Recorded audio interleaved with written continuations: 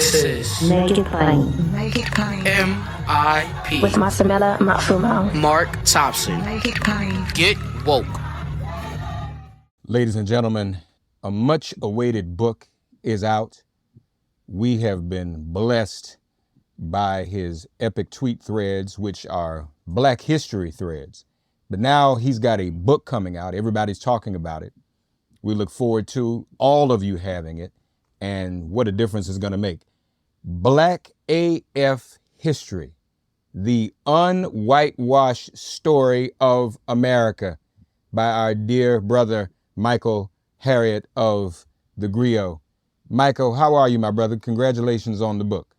I'm great. And thank you for having me. I guess your audience should know that I really wanted to talk to you about this book. So I was like, hey, even if it wasn't on your show, it was not even planned for me to be on your show. I just wanted to talk to you.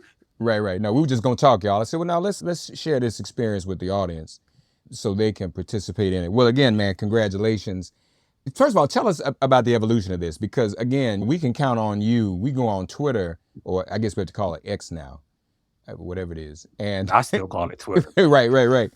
And we go on there in spite of what it stands for now. You are one of the few bright things to see, the bright things to read, and the meaningful things to read on that platform. Did something come to mind at some point, or say, I'm doing these threads, but now I need to go ahead and do a book? How did that come to be? So I wish I could take credit for it, but the truth is, so a lot of people don't know that my background is as an economist. And I taught a college class called Race as an Economic Construct.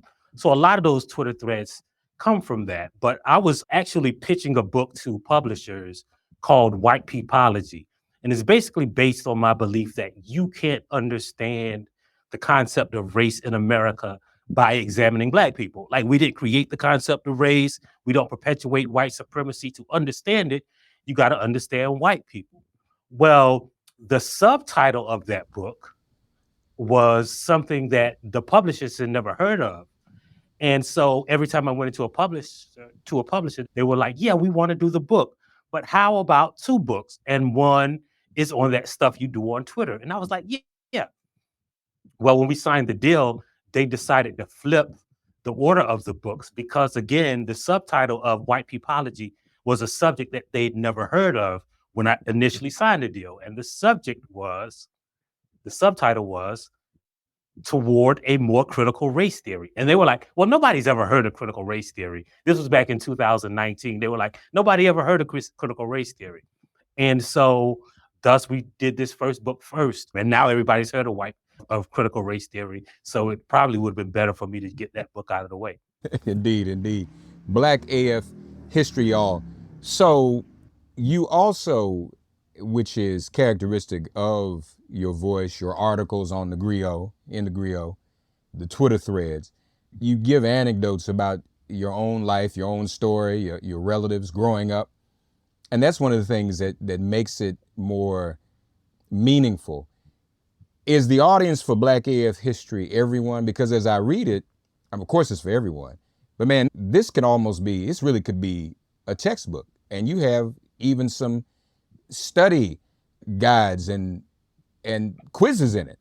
Yeah, so the book is actually, I don't think you could just make a book and decide who's going to read it. I always say that when people ask me who I write for, and I always say that, have you ever been in a place where, like, you heard a sound or saw something and you turn to the person and say, did you see that? Or am I going crazy? A lot of times Black people in America experience racism, feel the energy of America. And they'll make you think that you're crazy because they'll say, nah, racism is over, right? Like, racism ended when we, signed the Civil Rights Act or voted for Obama or something like that. Well, I wanted to show Black people, and that's why I write, that we ain't going crazy. Every Black person doesn't have the platform that I have. So I don't say that I'm speaking for Black people, but I'm speaking to whoever's listening with a voice that is ingrained and cemented in Black people's voices in our community and the way we relate to each other. So that's who I wrote this book for and to.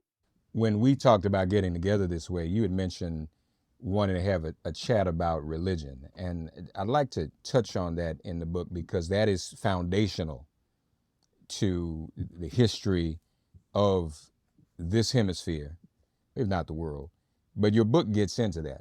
And I don't think there can be too many books or too much research on the role of Christianity when it comes to our people's sojourn and specifically our people's enslavement here in America. Talk to us a little bit about that, how in fact it was the church, specifically the Catholic Church, that allowed the enslavement of our ancestors. Yes. So race-based slavery as it appeared in America was a concept that was created because of the Catholic Church. The Catholic Church initially, when the first guy named Nuno Tristão and Antal Gonçalves were trying to get around the Cape of Africa, and they discovered that they could sell enslaved people for profit. Well, the problem with that is that the Catholic Church, which was synonymous then, and we'll get into that later, with the Christian church, with Christianity, didn't approve of slavery, except if the people you enslaved were not Christians. And so this was during the tail end of the Crusades. So they figured, hey, if we specifically choose the Black people and enslave the Black people, not only will the church overlook it, but they will approve of it because this was a time when the church was splitting up and there was Roman Catholicism and Orthodox Christianity and then the Anglican Church. So they were losing money. But this race-based slave trade and the tithes and offering from it supplemented the countries that the church lost during that split. And so the Christian church and Christianity, and I don't really like to equate the two because one of the premises of the book is that the religion that Black people practice in America is called, and this is a term that Du Bois used, the Black religion.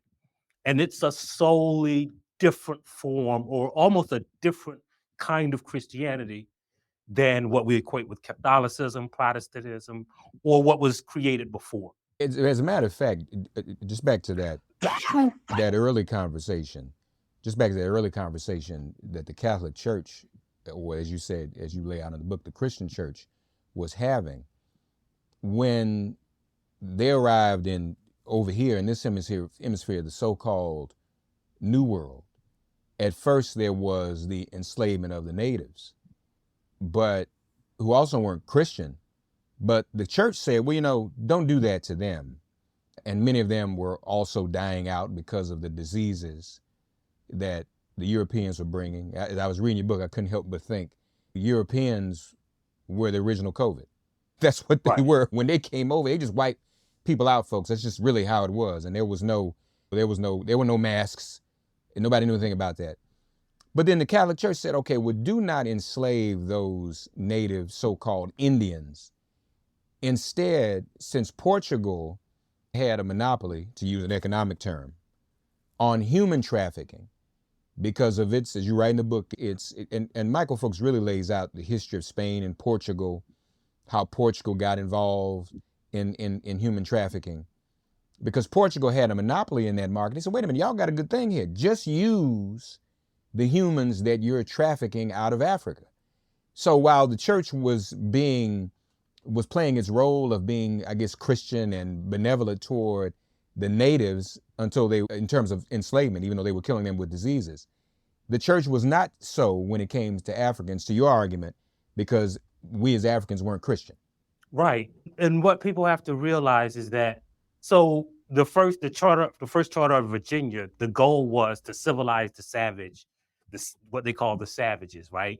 The first law for slavery in Massachusetts was just the church rewriting scripture from Leviticus that says who you can enslave. You can only enslave people who are not of your religion, who are you have been to war with. And so, but what you said, I jokingly in the book say that, but it's really true that everybody else was allergic to white people. So the Africans were sturdier, more resistant to disease, and that's why they were chosen. And then when they went back, they said, "Hey, when you go back over there, make sure you choose the black ones." And for years, as a poet, I would, my nickname was the Black One, and people would wonder why I use that name, but that it was a specific translation from the Catholic Church. Make sure you choose the black ones. And but what I try to do in this book and explain this is that, so what people don't realize when they talk about religion, especially Christianity and how it evolved across the world, is like basically black people got here before Christianity did, right? So King James, right? The first charter of Virginia that I just spoke about, that was written by King James, the same guy from the King James Bible who commissioned it in 1609. It was finished in 1611. Well, black people were here since the 1500s, 1525. So what black people developed in their place, in their minds, and formed from their own religious practices was a kind of Christianity, because everybody was forming a kind of Christianity, right? Like it was no Bible available worldwide. So they were creating a religion just like white people were creating a version of Christianity based on the followings and the teachings of Christ. One of the other things that's important, and specifically in the chapter, the Negro spiritual, you remind us of something that is very important, including the creation of what we now know as the black religion or the black church. Many may not know this, but you write this, the first black churches, African American churches, were founded by those African Americans who were loyalists to the British during the Revolution, correct?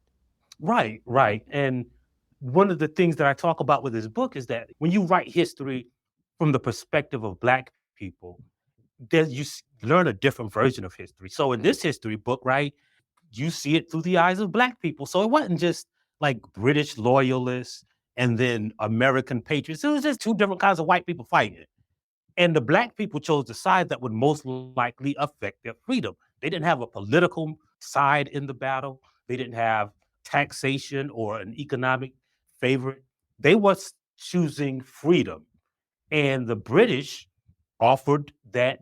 That's why 4 times as many black people fought for the British side than the American side, even though like places in Florida and Ron DeSantis would have you believe that the American patriots who fought in the Revolution were black, when there is no evidence that anyone who even fought for the American side were doing it because they were loyal to America. They were loyal to their idea of freedom.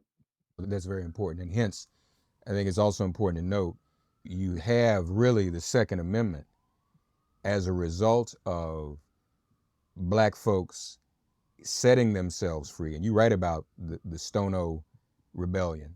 Many of these states had laws making it possible for whites to carry guns openly, to defend themselves against us, and even defend themselves from the thought of what the British had done. Because the British said we were going to be free. If they won, if they fought with us, if we fought with them, we were going to be free. And that was a threat to the white plantation owner and all whites in general here in America. Now, you mentioned too the book of Leviticus. So that was used as a justification. But then interestingly enough, there were other passages of the Old and New Testament about the Israelite Exodus and its freedom from enslavement. Anything having to do with freedom and liberation, that was left out of the Bibles that they were using to convert us, weren't they? Right, right. So a group called the Society for the Propagation of the Gospel created what we now call the Slave Bible. So they removed that part about the Israelites and Moses. They removed the part about any kind of rebellious enslaved people. They left in the parts about slaves, obey your master, though, right? So they were trying to give us a white version of religion. And again, you have to remember this in the context where there was no like unified version of the Bible. So there was a Bible for white people, there was a Bible for slaves, there was a Bible for Catholics, there was a German Lutheran Bible, there was an Ethiopian Bible, which is really still the most comprehensive version of it. But the translation that was given to the enslaved Africans was a white people approved version of the Christian religion that removed rebellion from it. And there were also, in terms of this black religion too, wasn't it, Michael? And folks, really, the book is great. The way he lays all of this out. There were two real threats. One, that us being organized in our religious institutions, be the early ones, the AME church and what have you, we were learning how to read. And that was still against the law. And we were also reading and interpreting scripture that encouraged freedom and revolution. So you can't have those two things together. We know how to read, and we also know how to specifically read where it says we're supposed to throw these shackles off. Right. And that's an important thing to understand, is that like the black religion, as I call it, and the black religious tradition in general has always been a gospel that was about liberation. Swing low, sweet chariot, coming for to carry me home. Go down, Moses, way down in freedom land, right? Like we sang about it, we preached about it. It was about freedom. That was the thing that black religion created in our minds. And so when we talk about, this idea of religion versus the political versus the activist, there was no separation in in the tradition of black history, period. Remember, even after emancipation, who were the first political figures that went to Congress and represented black people in state legislatures? They were largely black pastors. And I always remind people that places like the AME church and the churches in general, right? They were teaching, not just teaching people how to read, but any place black people gathered, especially under the guise of religion, we first were worried about education. So much so, in fact, that they had to pass laws to stop us from learning. So when they pushed that narrative about black people don't value education, like when did we stop? Because y'all had to kill us to stop us from learning how to read. And y'all had to pass laws, y'all had to make it illegal, and y'all made it illegal, y'all burned down schools. And so there was never a moment in history where black people didn't value education. And so they pushed that narrative just like they push this false Christianity on us. And why I'm saying that is that I differentiate between the teachings of Christ and what we now know as the religious principles that, like evangelical Christianity that votes for Trump. And so those are two different things, right? There is a gospel of liberation that black people created from the start that we have always believed in and we have always invested in. No, absolutely. We most certainly have. Again, Michael Harriot, folks, in his book, he shares stories and anecdotes from his own family. Share with us, our audience, if you don't mind, the story about when your faith was tested and your grandma asked you to do something. I don't even know, and I'm a minister of the gospel myself, I don't even know if I could have done what you did, Michael, but please tell that story. Yeah, so when I was first going to public school, a lot of people don't know this about me. I was one of the highest top-ranked rappers in the coastal PD region of South Carolina. And I had a group that we were going to be in the middle school talent show. What was your name? And what was your rap name? What was your rap name in the group? My name was DJ Fresh. Yes, sir. So we passed the audition. It was time for the big talent show. And I got the flu. Now, of course, my grandmother had a remedy for this. Now, her remedy was this. You pee in a cup, you drink the pee turn the cup upside down, she'll pray over it, and then your cold will be gone. Well, I could not bring myself to drink no pee. And plus, like, I got 3 sisters, and they were just waiting. We're going to see if Mikey drink the pee. Boy, they was waiting. They kept the eye. They almost did shifts waiting to see if I was going to drink that pee. So in the middle of the night, I got up, peed in that cup, and my grandmother prayed over it, turned it upside down. And I swear to y'all, this had to be like COVID 12 or 13, right? But that flu went away, and we won the talent show. Well, years later, I was with my grandmother at church, and she was sick. And she peed in a cup, drank it, switched it around in her mouth and spit it out, and then prayed. And I was like, what? You supposed to spit it out? Y'all didn't tell me you were supposed to spit it out. I still got beef about that. I still got beef. But you know what? The secret is I never drank the pee anyway. I just told my grandma that I drank the pee, but it was the faith that did it, not the pee. Right. You got to believe. You got to walk on the water. That's how you have to believe. Folks, Black AF History, the un-whitewashed story of America. It's available wherever books are sold, wherever you get them. Man, this is great. In closing, in your own words, what do you want everyone to get from what you've written? I want them to get a version of history that hasn't been filtered through the lens of whiteness.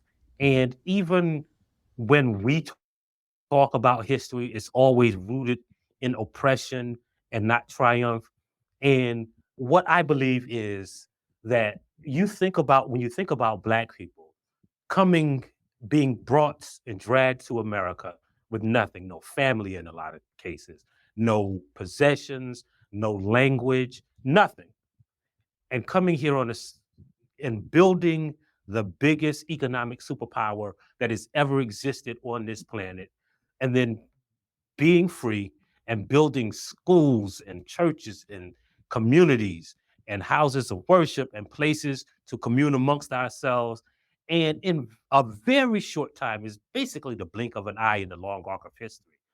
Look where we are. Like, I think that is the reason that there is so much consternation on the behalf of white people, is because they have every advantage historically, economically, politically, and socially, and they know we are on their behind. When they look over their shoulders, they see we are so close to them that it has to frighten them. It has to worry them, being given every advantage that society can offer. And to see us and how much we've progressed, it is really a miracle in and of itself. And that is the thing that I want to take away, not what America did to Black people, but what Black people did for ourselves. That is the lesson of Black history. And one of the things that you also say in this book is that slavery is not the beginning of our history in the first place. We were taken. Right. And we had established every vocation. We were royalty, we were doctors, we were scientists. That's who we were in Africa. So folks, this is important. Again, Black AF History, please share it with everyone. Please get it everywhere books are sold. This is our brother's great work, and we're so thankful for it. Michael Harriot of the Griot, again, congratulations, my brother, and thank you for joining us on Make It Plain.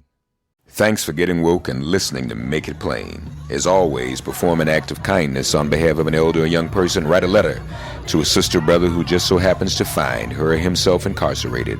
Offer libations to the ancestors upon whose sturdy shoulders we all now stand. And above all, give thanks to the God of your understanding by whatever name you call her and him. All God asks of us is that we give each other love. Thanks for giving MIP love. And please remember to subscribe and give us a 5-star rating.